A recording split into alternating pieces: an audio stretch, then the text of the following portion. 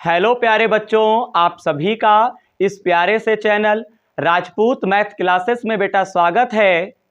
तो बेटे आज की क्लास में हम लोग कक्षा 12 की जो आपकी डॉक्टर हरसौरूप शर्मा प्रकाशन की बेटा जो गणित की किताब है, इस किताब में आपको जो अध्याय 3 दे रखे हैं आव्यूह, इस अध्याय 3 के अंतर्गत आपको जो विविध प्रश्नावली 3E दे रखा है। तो विविध प्रश्नावली में जो आपको प्रश्न नंबर 11 से जो प्रश्न दे रखे हैं, तो बेटे इन प्रश्नों का हल आज की क्लास में हम लोग समझेंगे।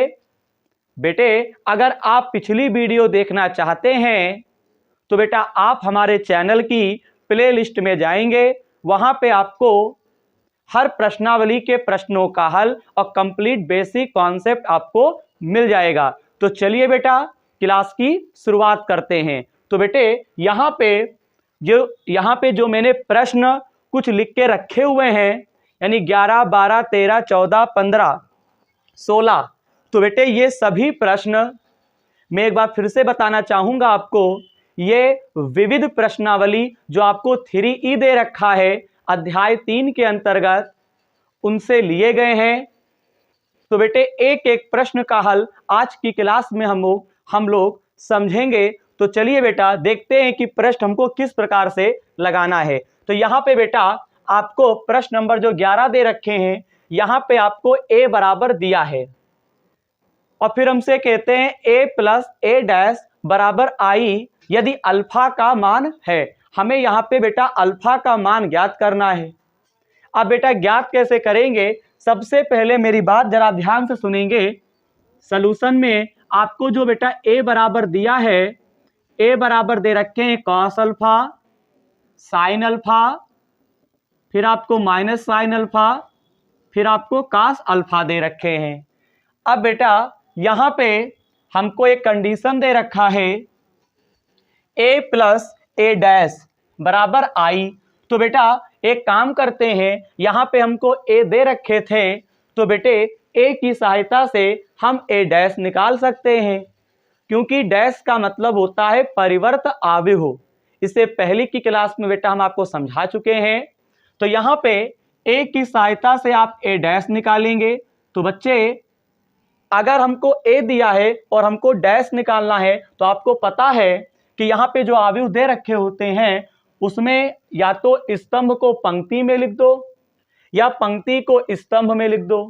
कोई एक क्रियाकलाप बेटा करते हैं, तो यहाँ पे ये स्तंभ है, हम इसको काहे में कर देंगे बेटा, ये हम पंक्ति में कर देंगे।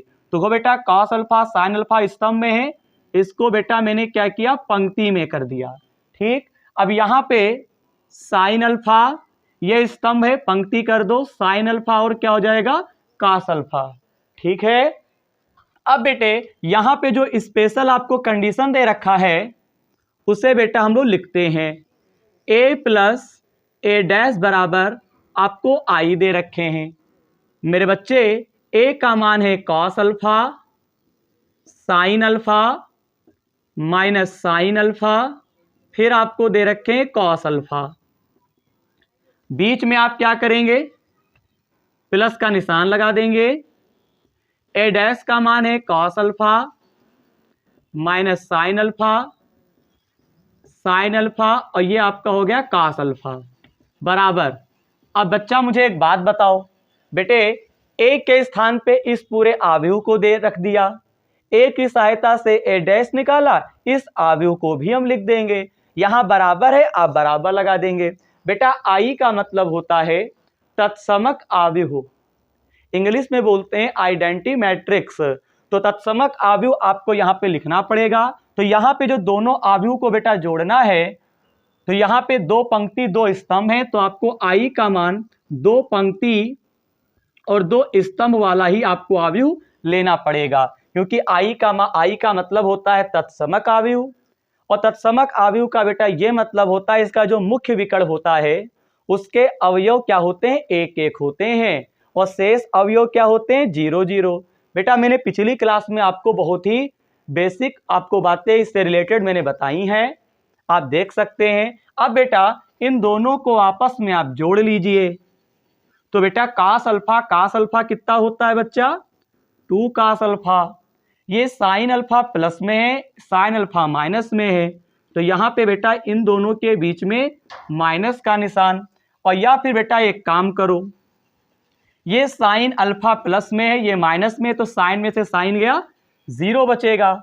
ये साइन माइनस में है, ये साइन प्लस में है, ये आपका 0 आ जाएगा। कास अल्फा कितना होता है बेटा, ये आपका 2 कास अल्फा। और बराबर क्या लिख देंगे, 1 0 0 1 हो जाएगा। अब बेटा दोनों ओर तुलना कर लो, तो बेटे 2 कास अल्फा बराबर हम क्या लिख सकते हैं बेटे, 2 कास अल्फा बराबर हम लिख सकते हैं 1, क्योंकि पहला अवयव पहले के बराबर होता है। तो यहाँ पे कॉस अल्फा बराबर आपका आएगा 1/2। 1/2 कितने का मान होता है बताओ बेटा, कास में ही 1/2 जो होता है वो कितने का मान होता है, वो होता है कॉस 60 का मान होता है। किसका होता है बेटा, कॉस 60 का। आपको त्रिकोणमितीय टेबल तो याद होगी। कास कास आप हटा देंगे, अल्फा का मान आ गया 60 अंश। इसे बेटा हम लोग क्या करेंगे, ये डिग्री में है यानी अंश में है, इसे आप रेडियन में बना दें।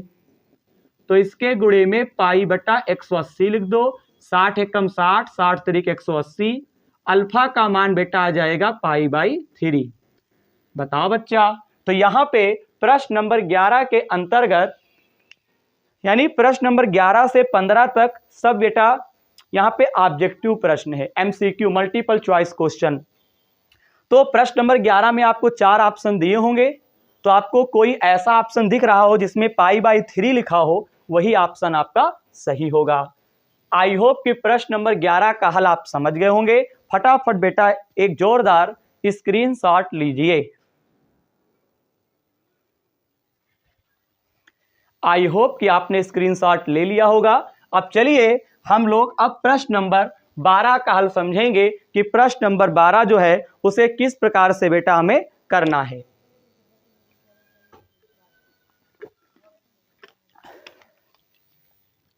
यहां पे सबसे पहले बेटा इसको मिटा देते हैं और फिर देखते हैं प्रश्न नंबर 12 क्या कह रहा है।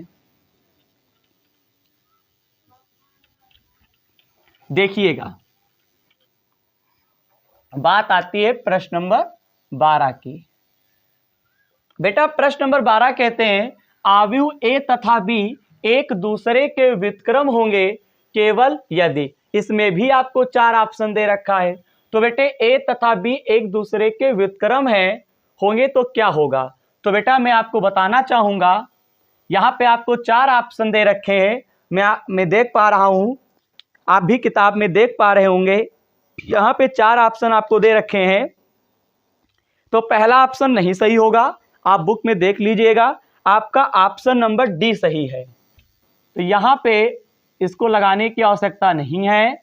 ए बी बराबर बी ए बराबर आपका क्या होता है, आई होता है। बेटा ये डी ऑप्शन सही है। आव्यूह ए तथा बी एक दूसरे के अगर व्युत्क्रम है तो हम कह सकते हैं ए बी बराबर बी ए बराबर आपका बेटा क्या होगा, आई होगा। यानी ऑप्शन नंबर आपका बेटा डी सही होगा।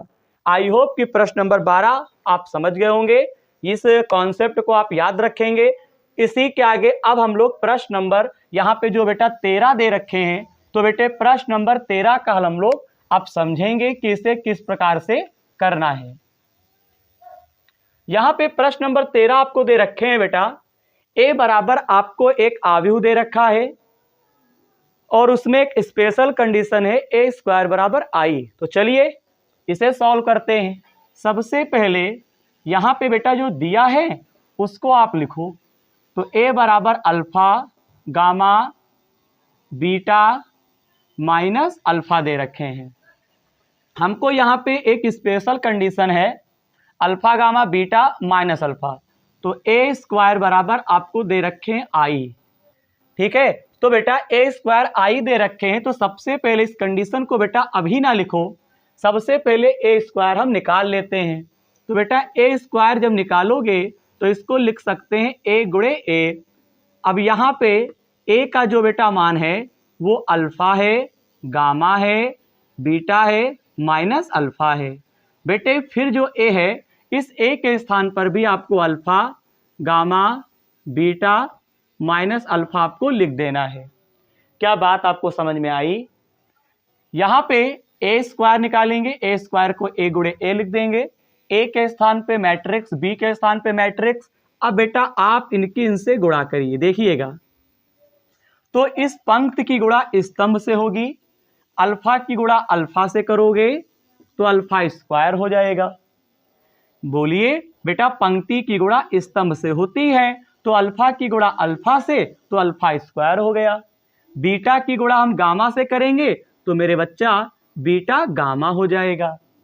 अब इसी पंक्ति की गुणा हम इस स्तंभ से करेंगे तो आपका हो जाएगा अल्फा बीटा, और फिर क्या हो जाएगा, माइनस बीटा अल्फा। क्या आपको बात समझ में आ रही है? देखिए, इस पंक्ति की गुणा स्तंभ से, बीच में प्लस का निशान, इस पंक्ति की गुणा स्तंभ से, पहले की पहले से, दूसरे की दूसरे से, बीच में आपको प्लस लगाना था लेकिन माइनस लगेगा क्योंकि यो माइनस में है। इसी बीच अब आपको गामा की गुणा अल्फा से करनी पड़ेगी, तो ये गामा अल्फा और माइनस का अल्फा गामा गुणा हो गई। अब आप गामा बीटा लिखेंगे और प्लस का अल्फा स्क्वायर। हम देख पा रहे हैं अल्फा बीटा प्लस में है, ये माइनस में है, कैंसिल। गामा अल्फा प्लस में कैंसिल हो जाएगा। तो मेरे बच्चे ए स्क्वायर बराबर आएगा alpha square plus beta gamma, 0 0, यहाँ पे आपका जिसको आप सीधा कर सकते हैं, alpha square plus beta gamma. ठीक है, अब यहाँ पे आपको जो स्पेशल कंडीशन दे रखे हैं, ए स्क्वायर बराबर आई, तो यहाँ पे ए के स्थान पे alpha square plus beta gamma 0, यहाँ पे 0, अल्फा स्क्वायर और प्लस यहाँ पे बीटा गामा। बेटा आई का मतलब 1 0 0 1, मैंने अभी आपको जस्ट बताया था। ठीक है, अब आप तुलना कर लीजिए। तो देखो, alpha square plus beta gamma बराबर 1 लिखो और या फिर alpha square plus beta gamma बराबर 1 लिखो, तो दोनों में से कोई एक लिख लो। तो यहाँ पे alpha square plus beta gamma बराबर हमने 1 लिख लिया। अब यहाँ पे हम अल्फा को उधर ले जाएं तो देखो बेटा, इधर 0 कर दीजिए, अल्फा को उधर ले जाएंगे तो माइनस का अल्फा स्क्वायर, बीटा गामा को ले जाओगे ये माइनस का हो जाएगा। तो इस प्रकार से आपको प्राप्त हुआ 0 बराबर 1 minus alpha square minus beta gamma. प्रश्न नंबर 13, प्रश्न नंबर 11 हल हो चुका, 12 हल हो चुका, 13 भी हो चुका। तो प्रश्न नंबर 13 में भी आपको 4 ऑप्शन दे रखे होंगे, तो आपका जो 4 ऑप्शन में से आप ये मैच कर लीजिएगा, 1 minus alpha square minus beta gamma. तो ये आपका ऑप्शन नंबर कौन सा हो जाएगा? ऑप्शन नंबर आपका बेटा सी हो जाएगा। ठीक है, यानी प्रश्न नंबर 13 का ऑप्शन नंबर सी आपका सही होगा। मैंने आपको डायरेक्ट नहीं बताया है, मैंने आपको सॉल्व करके बताया है, रीजन दिया है कि कैसे होगा। तो बेटे इस प्रश्न का भी आप स्क्रीनशॉट ले लें।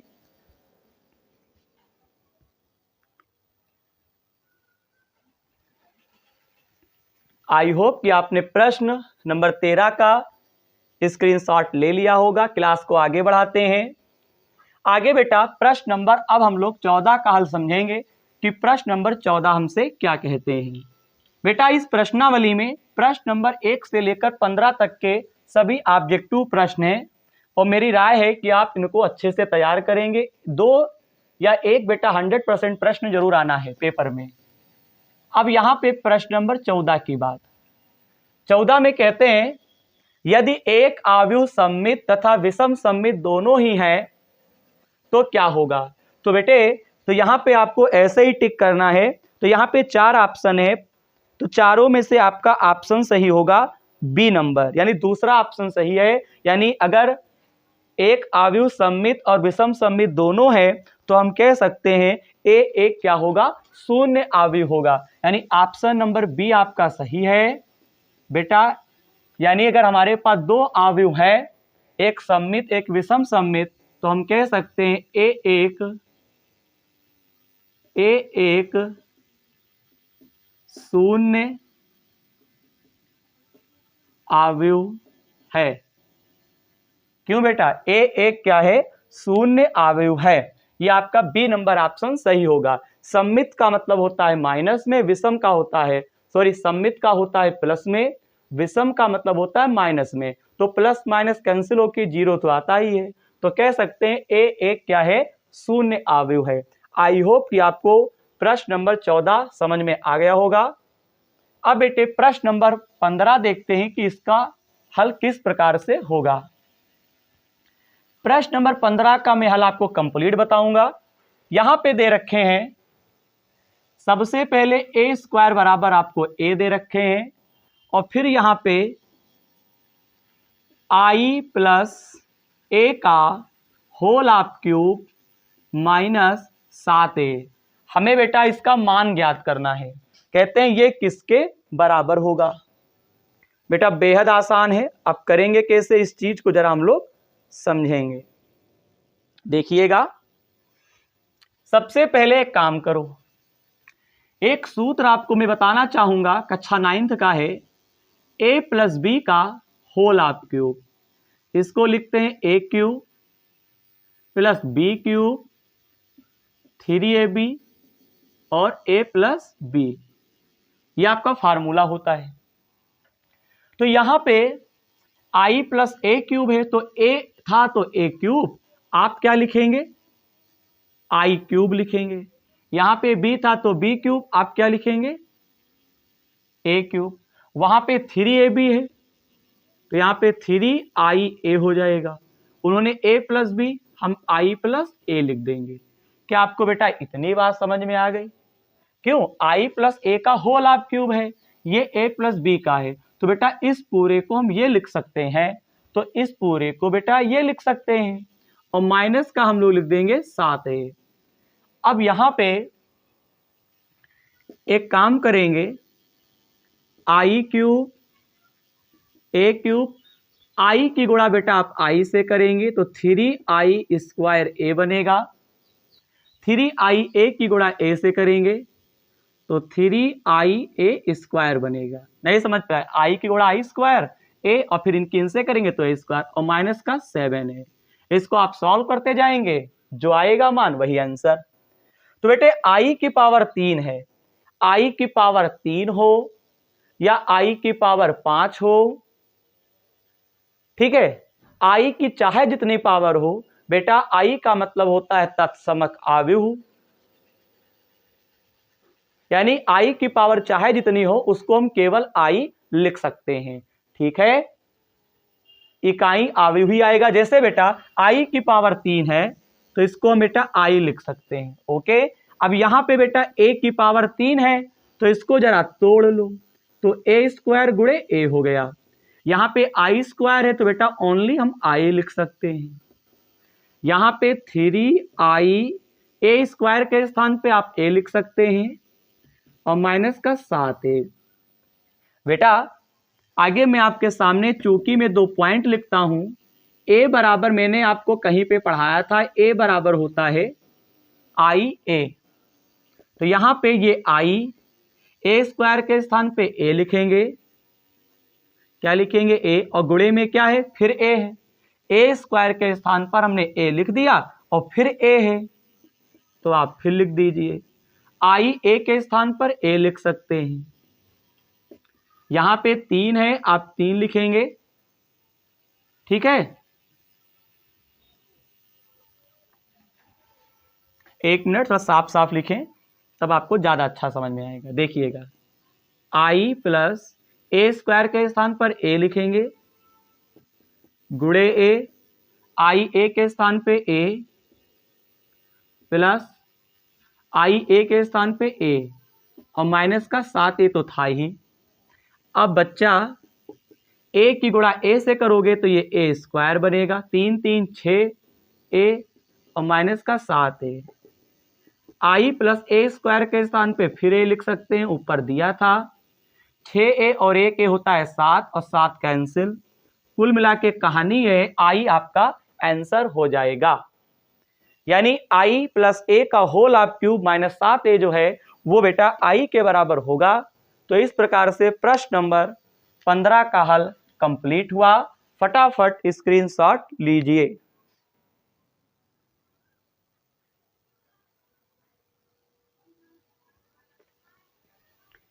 आई होप कि आपने स्क्रीनशॉट ले लिया होगा। अब चलिए, अब हम लोग प्रश्न नंबर 16 का हल समझेंगे। बेटा ये ऑब्जेक्टिव आपका प्रश्न था।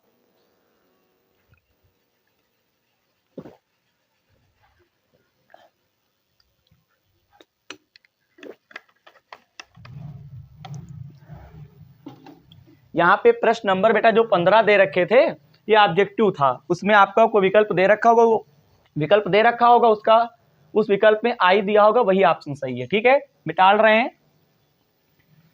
प्रश्न नंबर 16, कौन सा? 16। हमसे कहते हैं निम्नलिखित आव्यूह की कोटि लिखिए। बेटा आपको यहाँ पे प्रश्न नंबर 16 में दो खंड दे रखे हैं, पहला और दूसरा, तो हमें कोटि निकालना है। क्या निकालना है बेटा? कोटि। तो इसकी कोटि कैसे निकालेंगे तो सीखते हैं। तो प्रश्न नंबर 16 का पहला खंड हमको दे रखे हैं 4 5 0 1 2 3। हमें कोटि बताना है, तो यहां पे लिखेंगे आव्यूह की कोटि बराबर।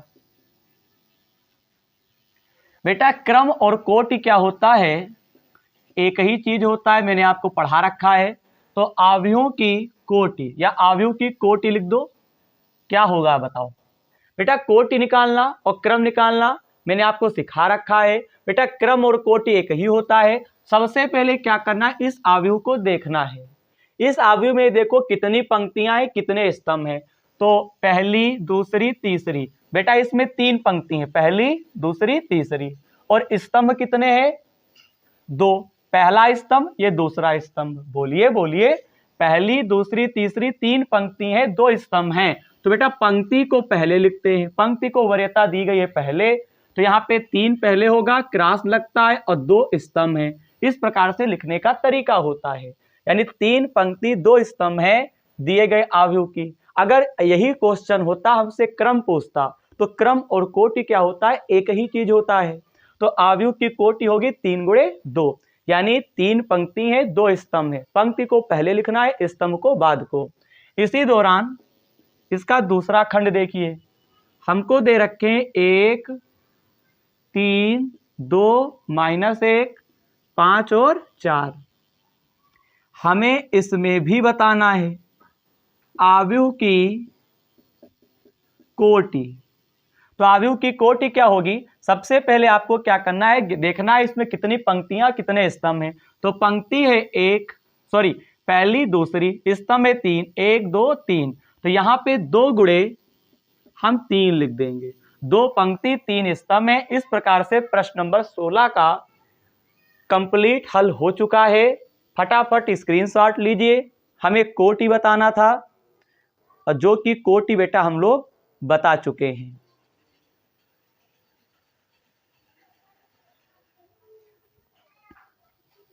अब बेटा हम लोग एक काम करेंगे, इन सभी प्रश्नों का हल हम लोग समझ चुके हैं। अब हम क्लास को आगे बढ़ाते हैं। इसी प्रश्नावली में अब आपको प्रश्न नंबर 17 दे रखा है, जो आके आपको स्क्रीन पर दिखाई पड़ रहा होगा। इसका हल बेटा अब हम लोग समझेंगे।